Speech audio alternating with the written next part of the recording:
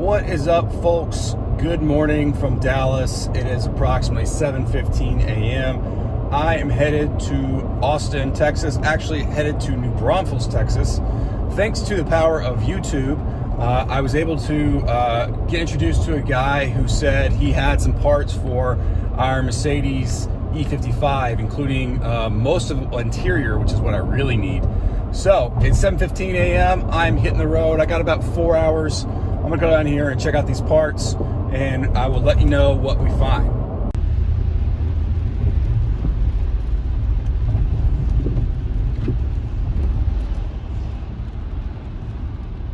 All right, Vincent, how you doing? I'm good. All right, nice to meet you. Bud.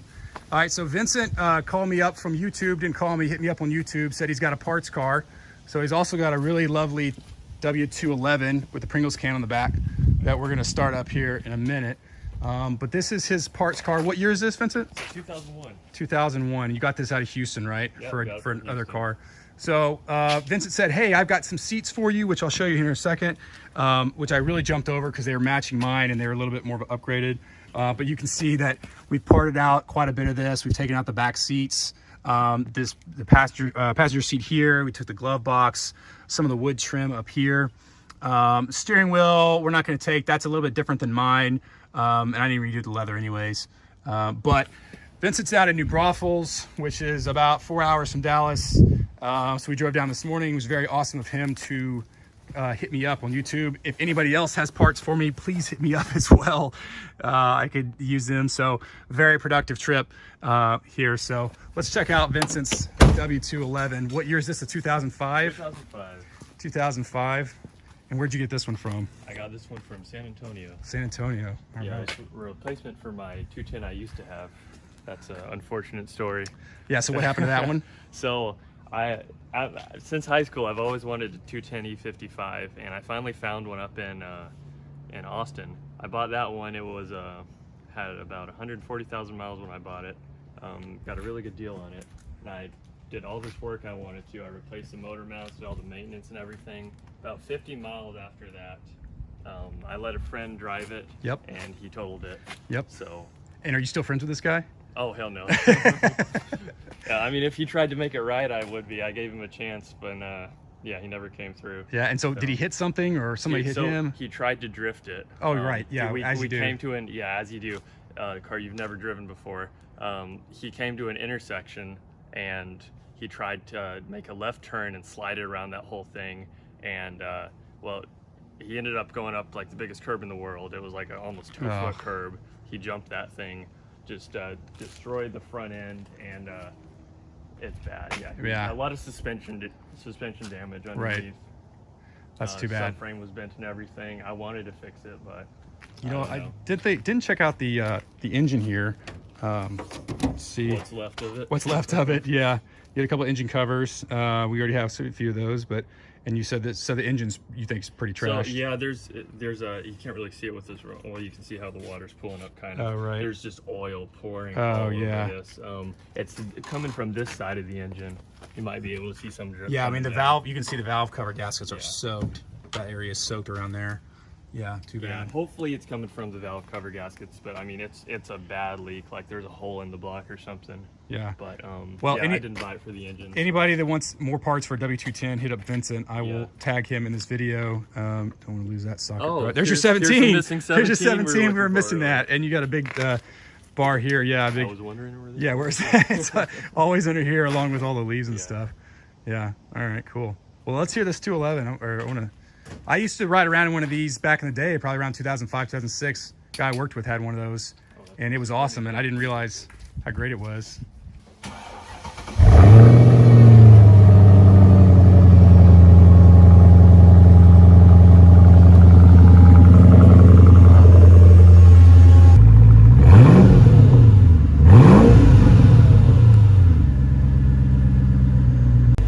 Okay, so what are we going to do to the 210 to wake it up a little bit? All right.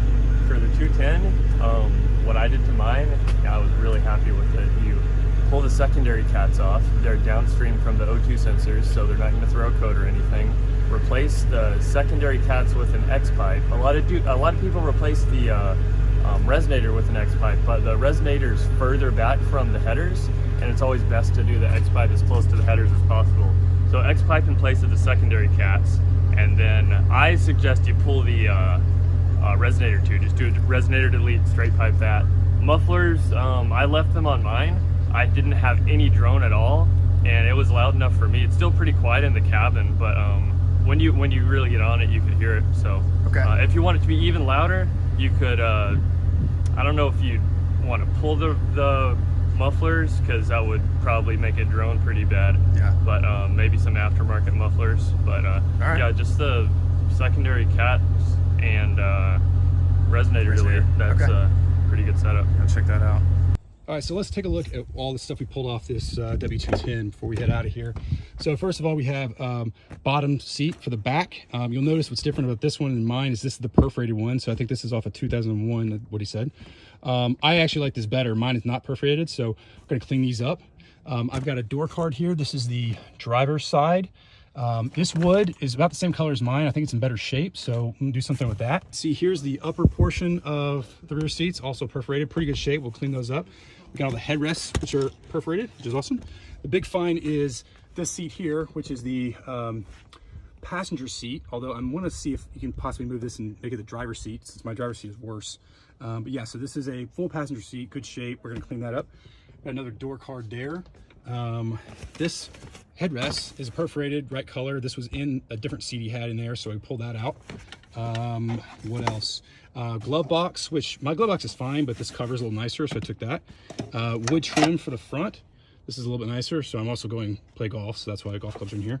Also got a new ashtray and a new wiring harness, which I think might fix my problem with my cigarette lighter is not working. So yeah, that's the extent of what we got, mostly interior pieces. Vincent cut me a great deal, and I drove down here and he was super nice and helpful, and I think it's a great score. So I'm going to take this back to Dallas and get this put in the car. We are back in Dallas and we've got all of our new parts here in the garage. I'm still kind of taking inventory of everything. But one of the things I'm going to take this opportunity to do is clean these seats. So you'll see here I have the upper back portion of the rear seats. And you know, they're in decent shape leather-wise, but definitely could use a good cleaning. So I'm going to use the same thing I tried to clean last time, which has been a mix of water and Simply Clean, I think, yeah, and some magic scrub brushes. So we're just gonna try to lightly go over this, get some of the dirt off before we put these in the car. So we're gonna clean this one. I've got the other seat here, and then the bottom of the seat is over there. Everything's kind of thrown in all over the place. So we're gonna work on that now, and then we will put the seats in and hopefully they'll look great. All right, just to give you some idea of what we're picking up, here's the magic eraser that I'm using. And again, I'm just using this sort of lightly. So we don't wanna get too heavy on this and take off some of the leather coloring, but just enough to clean it off. So this side's pretty much already clean, and there's a little bit of a blue spot here that I may have to address.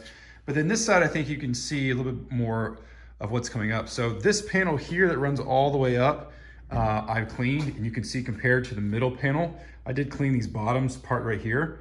But I think that looks a lot better. So you can see all the way up here, much cleaner. I need to address the very top, but this is gonna work out great. These are gonna look awesome. All right, now that we got the tops clean, let's go to the bottom of the back seat. And as you would expect, this one is a little bit more worn and dirtier than the other one. Now, the good news is the leather looks pretty good. I don't see any major rips or anything or tears. It's just generally pretty dirty. So let's get this cleaned up. We're gonna start on this side here.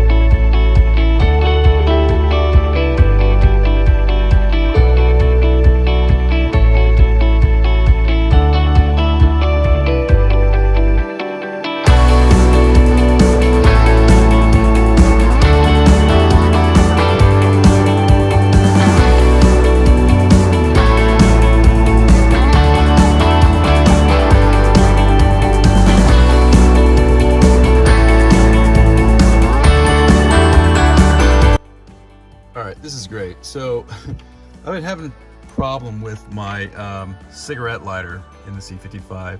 And as you can see, you have the place for the bulb, you have two prongs, two male prongs, one, and they're sort of perpendicular, right? And so when I undid this, I realized it wasn't plugged in. And I looked at this and I go, well, how the hell does that work? Because you have a light that goes in here and then two prongs that run perpendicular. And I couldn't figure it out. And so I bought a brand new, well, not brand new, but from this parts car, I bought another ashtray and it looked like it worked. And so I clipped the wiring harness thinking, oh, I'll just splice this in. And then I took this bulb out and realized that is the perpendicular part right there. And the light bulb was in the wrong slot. It should be in this one at the top. So if I put this one at the top here, now I have perpendicular female ends. I mean, sometimes I surprise myself. Here's another awesome little fix. If you can see this around the ignition switch, there's this silver bezel. And I might have shown you in a previous video, but this thing was moving around quite a bit. And when I talked to the previous owner, he said, you have to get this special tool to get this thing out. And it just so happens they sell this tool on Amazon for about $9.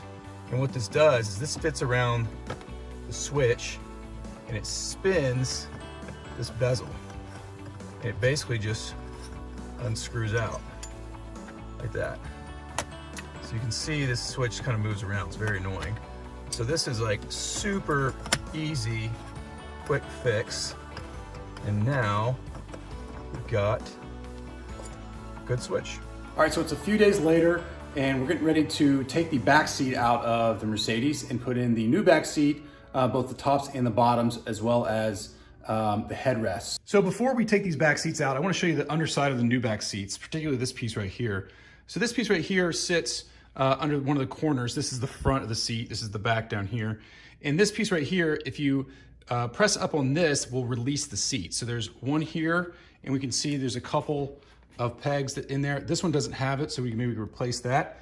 And then this should just lift out off the seat. Now, I've messed with this before in the car and had a bit of trouble. So I'm gonna look under here. Right here is the thing. So that pops. All right, so that's come up some. Now the other side, going here, release, and so you can see that starting to come up. So what we need to do is get this side out. When I told you guys everything I do takes longer, this is why. Be sure to always close your socket set before you start moving around, because now my organized socket sets are everywhere. All right, show you guys this. I put the new headrests in. So these are the new perforated headrests that I got with the new seats. Looks like I need to clean that piece up right there, clean these up. These go in pretty easy. This is, and knowing how to get the ones off that I did in the previous car really helped. But there's essentially, reach up here and there's a little latch right there. And you undo it on that side and you undo on this side, and they slide out once you take the pieces off. So, okay, those look pretty good. So now we're going to try to get the seat on. I might have to drop these headrests. It might be difficult to get the seat on, slide on, but we'll see. So we're going to clean this up. All right, before we put this back seat, this is the top part of the back seat. Before we put this on, I just want to show how this hooks in. So you have sort of these rounded hooks here, 1, 2, 3, 4, and then you're going to have bolts that go in here and here, and then one in the middle. So we're just basically going to hook this part on and then bolt these things down. We should be good to go. All right, check it out, guys. The new back seat is in. We've got all 3 headrests in. It's looking very nice, very clean. Replaced the seatbelt holder here, so that looks a lot better. And everything's in there pretty good. I didn't have the tab that I was mentioning. I replaced on that side, but it's missing kind of a spring. So you basically just have to pull this up. But yeah, I think this turned out really good. And then next thing we're gonna do is the front seat, front passenger seat. And I believe I've got to get a Torx socket for here. I'm not sure which one, so I'm gonna figure that out next. For our last repair on this video, we're gonna take this seat there, and put it into the front passenger seat. So I brought it out here in the sun so you can see a little bit better. This should be pretty simple. And then again, nothing simple with me, but there's 4 Torx bolts that go in. Then I've got an E12 Torx socket, and I got to pull out the electric connectors. I'm hoping the seat will just come out and we can put the new one in. 1, 2, 3, 4, plug everything in, bing, bang, boom. See how that goes. All right, so here are the front Torx bolts down here, and I have a E12 socket. There's one here and one here. So we're gonna take those out first.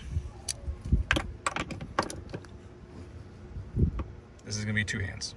All right, moving to the back, there's these 2 covers that slide in, kind of like so, and then there's a bolt here and the bolt there. So let's get those out too. All right, here we have the new seat is in here, and what we're gonna do is feed these wires up through here so they come out and plug in right along here. So that's the first step.